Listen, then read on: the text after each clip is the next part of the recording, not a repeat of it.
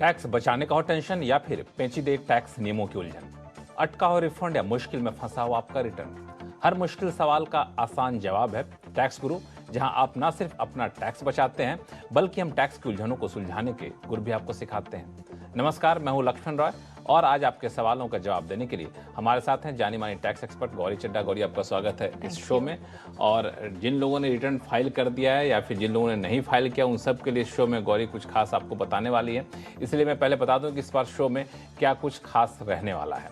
अगर आप रिवाइज्ड या अपडेटेड रिटर्न भरना चाहते हैं तो हम बताएंगे क्या है इसके नियम, बचे हुए टैक्स चुकाने का अगर आई नोटिस तो क्या करें टैक्स पेयर्स, और साथ ही ये भी बताएंगे कि अगर आपने अपने परिवार वालों के लिए प्रीमियम भरा है तो क्या आपको मिलेगी टैक्स छूट। इन सारे मुद्दों पर बातचीत करेंगे, लेकिन सबसे महत्वपूर्ण मुद्दा इनकम टैक्स रिटर्न फाइलिंग को लेकर। काफ़ी लोगों ने रिटर्न फाइल कर दिया है। अब रिटर्न फाइल करने के बाद जो मुद्दा आता है वो होता है क्या हम इसको रिवाइज कर सकते हैं, क्या हम कोई अपडेटेड रिटर्न फाइल कर सकते हैं। तो ऐसा आप कर सकते हैं, लेकिन इससे कई सारे कायदे कानून हैं जिसका आपको ख्याल रखना चाहिए। तो बगैर देरी के मैं गौरी के पास जाऊँगा। गौरी, ये अपडेटेड रिटर्न रिवाइज रिटर्न होता है, अंतर क्या होता है दोनों में? देखिए, जो रिवाइज रिटर्न है वो रिटर्न है कि आपने एक बार अपनी रिटर्न फाइल कर दी, उसमें आपसे कोई गलती हो गई। जैसे आपने देखा इस बार 31 जुलाई के टाइम पे बहुत लोगों ने रिटर्न अभी नहीं भरी थी और आखिरी के दिनों में भरी है, तो ज़रूरी उनसे कोई गलती होने का चांस बन जाता है। तो कोई ना कोई गलती हुई होगी जिसको आप रेक्टिफाई कर सकते हैं रिवाइज रिटर्न के जरिए। रिवाइज रिटर्न आप कितनी बार भी भर सकते हैं, इसकी कोई लिमिट नहीं है कि आप एक ही बार कर सकते हैं या 2 ही बार कर सकते हैं। अनलिमिटेड टाइम्स आप रिवाइज कर सकते हैं, लेकिन सजेशन मेरी ये है कि बार बार उसको रिवाइज ना करें। दूसरी बात ये है कि जो रिवाइज रिटर्न है ये आपको 31 दिसंबर तक ही भरनी है, उससे पहले फाइल करनी है, उसके बाद आप इसको रिवाइज नहीं कर पाएंगे। और अगर आप अपनी जो इनकम है वो बहुत कम कर देते हैं रिवाइज रिटर्न में, या कोई डिडक्शन एक्स्ट्रा क्लेम कर लेते हैं, तो तैयार रहिए, हो सकता है इनकम टैक्स डिपार्टमेंट कोई इंक्वायरी भी करे आपसे कि आपने जब रिवाइज करी अपनी रिटर्न तो आपकी इनकम बहुत कम हो गई, आपका रिफंड बहुत बढ़ गया, इतना कैसे हो गया। बिल्कुल, तो इसमें आपको तैयार रहना चाहिए। जरूरी नहीं है कि कोई नोटिस आएगा, ये लेकिन सारी आ बातें सकता है। रिवाइज रिटर्न के लिए अपडेटेड रिटर्न किसको कहते हैं? तो अपडेटेड रिटर्न एक नया कॉन्सेप्ट है। अपडेटेड रिटर्न में आप 2 साल तक अपनी रिटर्न को अपडेट कर सकते हैं, जो रिवाइज रिटर्न से अलग इसलिए है क्योंकि पहले तो अपडेटेड रिटर्न में आप अपनी इनकम कम कर ही नहीं सकते, अपना लॉस बढ़ा नहीं सकते, कोई एक्स्ट्रा डिडक्शन क्लेम कर नहीं सकते। तो आप अपडेटेड रिटर्न सिर्फ तब भर सकते हैं जब आप अपनी इनकम बढ़ा के दिखा रहे हैं, आप टैक्स एक्स्ट्रा दे रहे हैं। और साथ ही जब आप इस पे टैक्स देंगे अपडेटेड रिटर्न में, तो आपको साथ ही पेनल्टी भी देनी होगी, इंटरेस्ट तो देना ही होगा साथ में। अगर 1 साल के अंदर आप इसको अपडेट करते हैं तो 25% की पेनल्टी है। 1 साल के बाद विद इन 2 ईयर्स अगर अपडेट करते हैं तो 50% की पेनल्टी है। तो अपडेटेड रिटर्न में आपके यहाँ से जो टैक्स, इंटरेस्ट और पेनल्टी जाएगी वो बहुत हैवी अमाउंट होगा।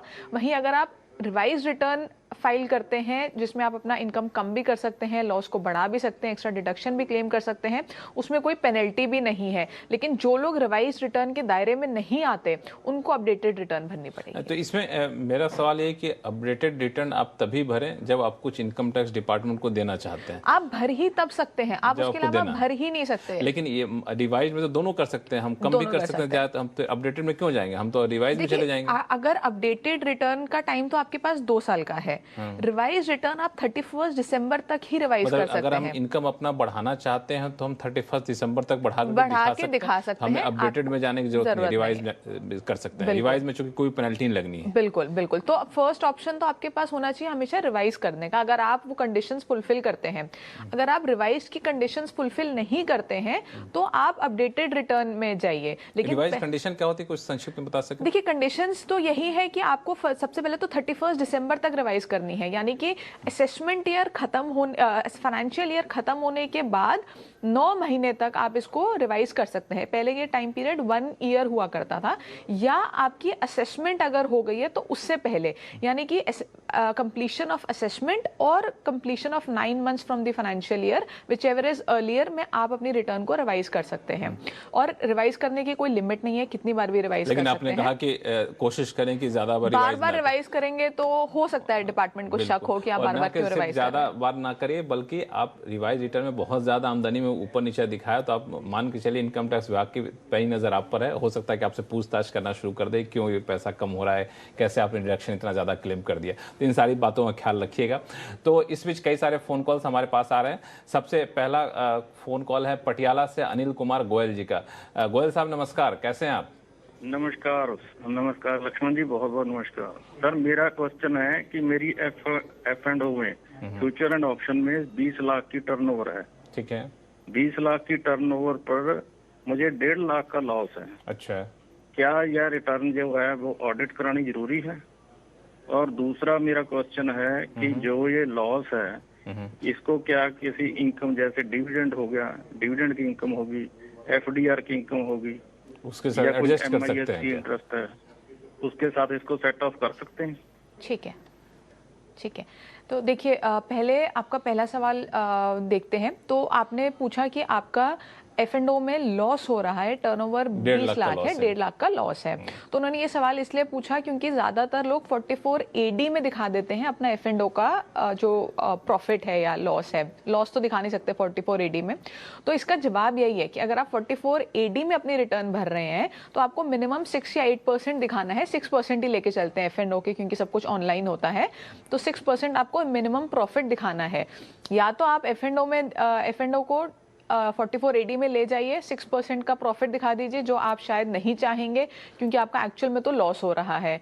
तो अगर आप लॉस दिखाते हैं तो आपको प्रॉपर P&L बैलेंस शीट बनाना पड़ेगा और आपको ऑडिट कराने की कोई ज़रूरत नहीं है।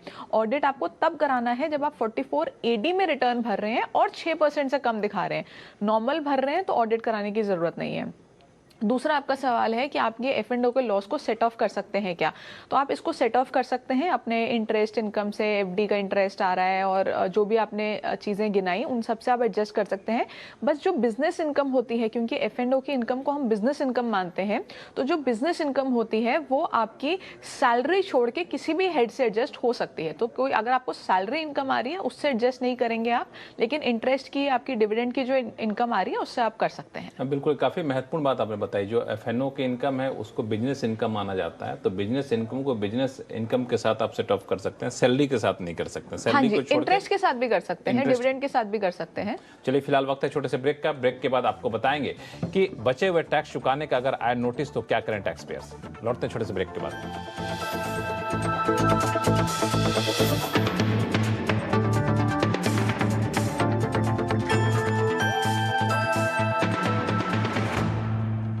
इकतीस जुलाई तक करीब 5 करोड़ 82 लाख से ज्यादा लोगों ने इनकम टैक्स रिटर्न फाइल कर लिए। जिन लोगों ने फाइल कर लिया वो तो बड़े सुकून के सांस ले रहे होंगे कि चलिए अब तो इनकम टैक्स रिटर्न फाइल कर लिया, सारे झंझटों से छुटकारा मिल गया। लेकिन ऐसा है नहीं। दरअसल अगर आपने जो इनकम टैक्स रिटर्न फाइल किया उसमें जो आमदनी दिखाई है, टैक्स चुकाया है, और अगर इनकम टैक्स विभाग को लगता है कि नहीं ये कम है और इनके ऊपर टैक्स बनता है, तो टैक्स डिमांड के नोटिस में आने की संभावना रहती है। तो इसके लिए आपको तैयार रहना पड़ेगा। अगर ऐसे हालात बनते हैं तो तैयार इस तरीके से रहना है कि इस तरह के नोटिस आए तो उसके लिए करना क्या चाहिए।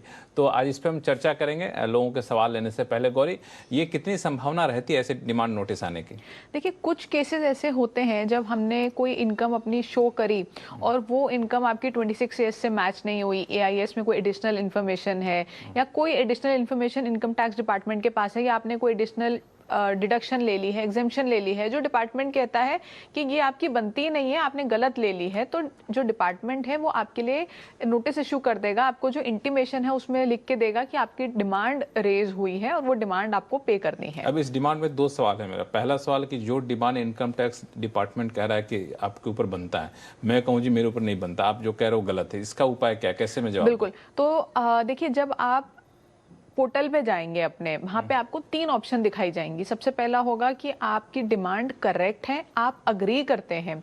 इस केस में आपको डिमांड को पे करा के वहां पे चालान नंबर और सारी डिटेल्स डाल के और आपको फाइल कर देना है। अब उसको सबमिट कर देना है कि ये डिमांड आपकी डिपार्टमेंट ने रेज की, आपने इसमें अग्री किया और आपने टैक्स पे करके बात को खत्म कर दिया। इस पे क्या पेनल्टी भी लगेगी? पेनल्टी नहीं लगेगी, लेकिन जो इंटरेस्ट डिपेंड करता है कितना अमाउंट है। अगर आपका अमाउंट ज्यादा है तो इंटरेस्ट लग सकता है, लेकिन अगर अमाउंट कम है तो इंटरेस्ट नहीं लगेगा। वो 234B और C का इंटरेस्ट लगता है। तो उस केस में अगर दूसरा ऑप्शन पे हम आते हैं, जिस केस में आप ये कहें कि आपकी जो डिमांड है वो पार्शियली करेक्ट है, आप पूरा अग्री नहीं करते लेकिन थोड़ा आप अग्री करते हैं, तो उस केस में भी आप उसमें रिप्लाई, अपना रिस्पॉन्स फाइल करेंगे, सारा डिटेल में लिखेंगे कि क्या आप अग्री करते हैं और कहाँ आप अग्री नहीं करते हैं, क्यों नहीं करते हैं। और तीसरा ऑप्शन है कि आप कहते हैं कि आप इस डिमांड से टोटली डिसअग्री करते हैं, कि आप कहते हैं कि ये डिमांड आपकी बिल्कुल ही गलत है, तो आप डिसअग्री पे क्लिक करके और पूरा अपना जो केस है वो समझाएंगे कि ये डिमांड क्यों आपके ऊपर नहीं लगनी चाहिए, और आप इसको सबमिट कर देंगे। तो ये अगर हम ये कहें कि हम डिसएग्री करते हैं, सबमिट कर दिए, तो क्या कि एक्नॉलेजमेंट आया कि हम सहमत हैं आपकी बात से? देखिए, ये डिपार्टमेंट इसके बाद आपको प्रोसेस करेगा। जरूरी नहीं है कि डिपार्टमेंट अग्री कर जाए आपके साथ कि आपने डिसएग्री किया तो डिपार्टमेंट कहेगा हाँ जी ठीक है, लेकिन ज्यादातर केसेस में ऐसा होता है कि अगर आपका जो रिप्लाई है वो सेटिस्फैक्टरी है तो डिपार्टमेंट मान भी जाता है कि ठीक है, आपकी ये डिमांड नहीं बनती है। बिल्कुल, अगर आपको वाकई लगता है कि डिमांड सही नहीं है तभी आप डिपार्टमेंट को इस तरह की जानकारी दें, मतलब किसी तरह से मिसगाइड करने की कोशिश ना करें, क्योंकि सारी जानकारी इनकम टैक्स डिपार्टमेंट के पास होती है। चलिए अब शुरू करते हैं सवाल जवाब का सिलसिला। सबसे अगला सवाल लेते हैं शिखा बंसल जी का, जो कि फरीदाबाद से हमारे साथ फोन लाइन पर है। बताएं क्या सवाल आपके पास? Good morning sir.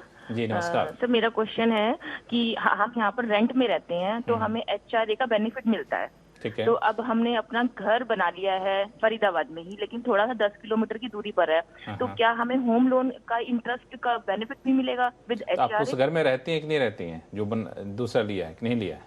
नहीं रहती? नहीं, उसमें नहीं रहते। नहीं, अभी हमने रेंट पे देना है, वो उसमें नहीं रहते हैं हम। अच्छा ठीक है, तो देखिए जो HRA का सेक्शन होता है, सेक्शन 1013A, उसमें ये नहीं लिखा कि आप जो है होम लोन का बेनिफिट जो है आपका वो क्लेम नहीं कर सकते हैं। तो अगर आपको HRA मिलता है, आप HRA का बेनिफिट ले रहे हैं, उसके साथ साथ आप होम लोन का बेनिफिट भी ले सकते हैं। जो सेक्शन 80GG होता है, जिसके अंदर आपको HRA का बेनिफिट नहीं मिलता लेकिन रेंट पेड का बेनिफिट मिलता है, और अब पूरे साल का मैक्सिमम 60,000, उसमें क्लॉज है कि आपका कोई और घर नहीं होना चाहिए।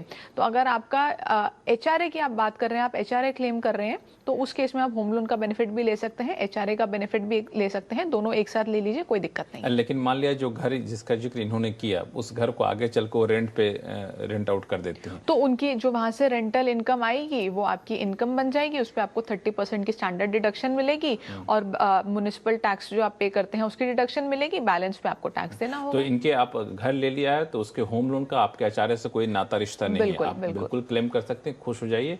और आपको बधाई कि आपने एक घर भी लिया है, भले आप किराए पे यहाँ पे रह रही हैं। अगला सवाल लेते हैं बेंगलुरु से। सुधीर जी हमारे साथ फोन लाइन पर जुड़ चुके हैं। सुधीर जी नमस्कार। नमस्ते लक्ष्मी जी, नमस्ते गौरी जी। मैं आपका बहुत साल से मैं देख रहा हूँ, बहुत ही अच्छा लगता है सर। और आप ही की बदौलत में मैं कल ही वेल्थ मैनेजमेंट का 80% से पास हो गया, इसका श्रेय मैं आपको भी देना चाहता हूँ सर। बहुत बहुत बधाई हो, बहुत बधाई हो। तो नहीं सर, मेरा क्वेश्चन ऐसा है, 2 क्वेश्चन है मेरा। पहला एक है कि मैं स्टेट बैंक में काम करता हूँ सर। ठीक है। हमें रिटायरमेंट में ना 240 दिन का हमें लीव एनकैशमेंट मिलता है 8 महीने का। उसमें 3 लाख तक टैक्स नहीं पड़ेगा, उसके ऊपर पड़ेगा ना प्राइवेट एम्प्लॉइज, मतलब प्राइवेट जो काम करते हैं उनको। पर गवर्नमेंट एम्प्लॉइज को पूरे मतलब 100% टैक्स फ्री मिलता है। हमारा तो सरकारी बैंक है, तो अगर हम VRS मतलब रिटायरमेंट होते हैं तो हमारा लीव एनकैशमेंट में पूरा फ्री मतलब टैक्स फ्री मिलता है क्या? ये पहला क्वेश्चन है सर। मेरा दूसरा है कि मेरा एक HUF है, मैं सैलरी से जो पैसा आता है उसमें अगर हर महीना में 10-20 हजार में उसमें डालता हूँ, क्या मैं ये HUF का पैसा मान सकता हूँ? ठीक है, तो देखिए जो आप, क्योंकि आप SBI बैंक में काम करते हैं, माना कि वो सरकारी बैंक है लेकिन आप सेंट्रल गवर्नमेंट एम्प्लॉय की कैटेगरी में नहीं आते हैं, तो इस केस में जो आपका लीव एनकैशमेंट आपको मिला है उसमें आपका वो पूरा एग्जेम्प्ट नहीं होगा, क्योंकि आप सेंट्रल गवर्नमेंट एम्प्लॉय नहीं है। जो 3 लाख की जो आपने फिगर बोली वो ही आपका एग्जेम्पशन का अमाउंट होगा।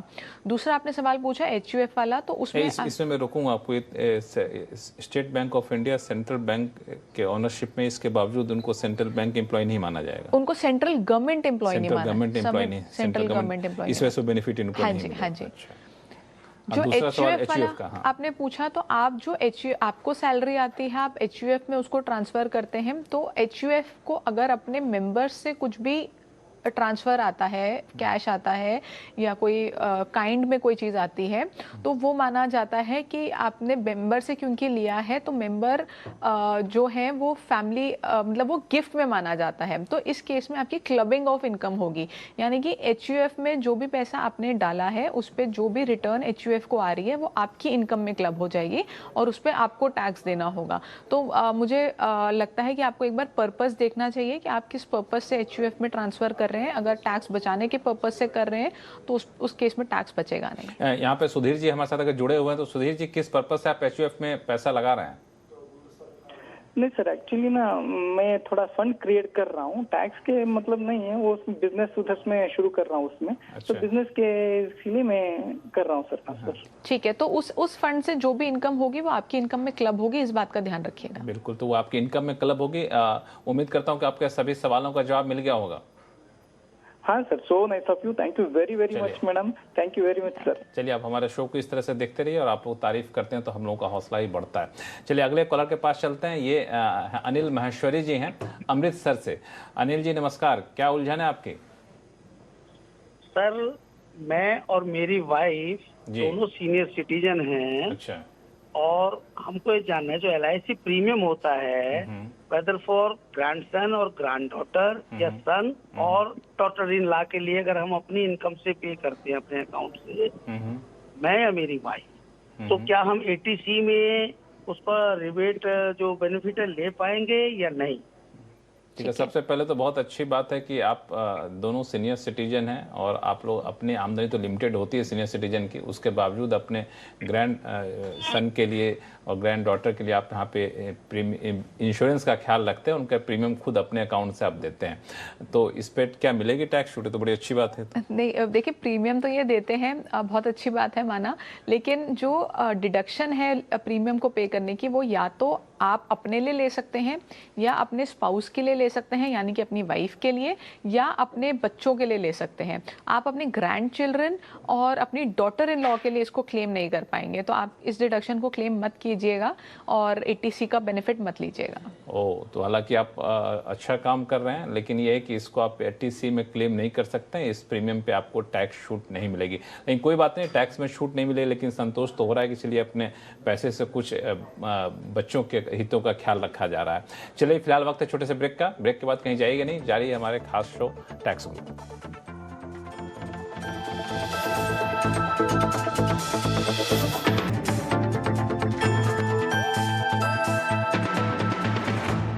ब्रेक के बाद एक बार फिर से आपका स्वागत है। आप देख रहे हैं टैक्स गुरु और आपके सवालों का जवाब देने के लिए हमारे साथ बनी हुई जानी मानी टैक्स एक्सपर्ट गौरी चड्ढा। गौरी, अगला सवाल हमारे पास आया है गाजियाबाद से प्रवीण जी का, जो कि फोन लाइन पर बने हुए हैं। प्रवीण जी नमस्कार।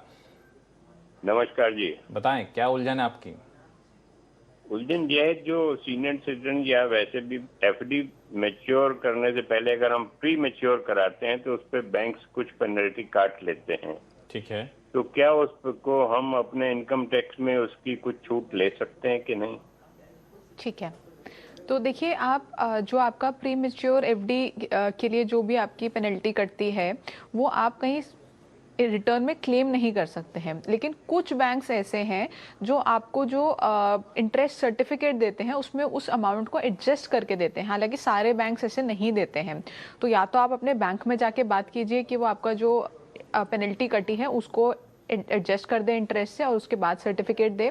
अगर वो मानता है तो ठीक है, वरना जो उन्होंने अमाउंट दिया है, ग्रॉस जो अमाउंट दिया है, आपको वो ही लेना पड़ेगा, क्योंकि आपके 26 ईयर्स में जो ग्रॉस अमाउंट है वो आ रहा होगा और अगर आप नेट अमाउंट ले लेंगे तो उसमें मिसमैच आ जाएगा। तो अगर आपको बैंक ने नेट अमाउंट की का इंटरेस्ट सर्टिफिकेट दिया है तो आप नेट अमाउंट लेंगे, ग्रॉस अमाउंट का दिया है तो आप ग्रॉस अमाउंट लेंगे। तो जो भी बेसिकली आपको बैंक ने फिगर दी है उस फिगर पे आपको जो है अपना इंटरेस्ट दिखाना होगा अपनी रिटर्न में। तो क्या ऐसा हम नहीं कर सकते हैं बैंक को कि आप हमें इंटरेस्ट जो पेनल्टी लिया हो पेनल्टी हटा करके जो सर्टिफिकेट कह सकते हैं, क्योंकि देखिए कुछ बैंक्स देते हैं, ऐसा नहीं है कि सारे बैंक्स नहीं देते हैं, कुछ बैंक्स देते हैं। तो आप एक बार बैंक में जाके बात भी कर सकते हैं, अगर वो मानते हैं तो ठीक है, वो आपको उसमें एडजस्ट करके दे देंगे और आपको ऑटोमेटिकली उसका बेनिफिट मिल जाएगा, कहीं क्लेम करने की जरूरत नहीं पड़ेगी, बट ऑटोमेटिकली आप उस अमाउंट को इंक्लूड ही नहीं करेंगे। सर्टिफिकेट दे उसी के आधार पर आपको उसी पे करें, वरना नोटिस आ जाएगा। नोटिस आ जाएगा। चलिए तो इसका ख्याल रखिएगा। अगला सवाल लेते हैं वडोदरा से। चंद्रशेखर गोस्वामी जी हमारे साथ फोन लाइन पे जुड़ चुके हैं। चंद्रशेखर जी नमस्कार, क्या सवाल है आपके पास? हाँ हेलो सर, नमस्कार। नमस्कार। मेरी आवाज सुन पा रहे हैं? बिल्कुल, आपकी आवाज बुलंद आ रही है, बताएं क्या सवाल है। सर मेरा ये सवाल है सर, मेरे को लास्ट फाइनेंशियल ईयर में मुझे पिछले 2 फाइनेंशियल ईयर का यानी बेसिकली टोटल 3 इयर्स का एरियर मिला है सैलरी का। ठीक है। और यानी फाइनेंशियल ईयर 19-20 एंड 21 का एरियर था जो 21-22 में मिला है। ठीक है।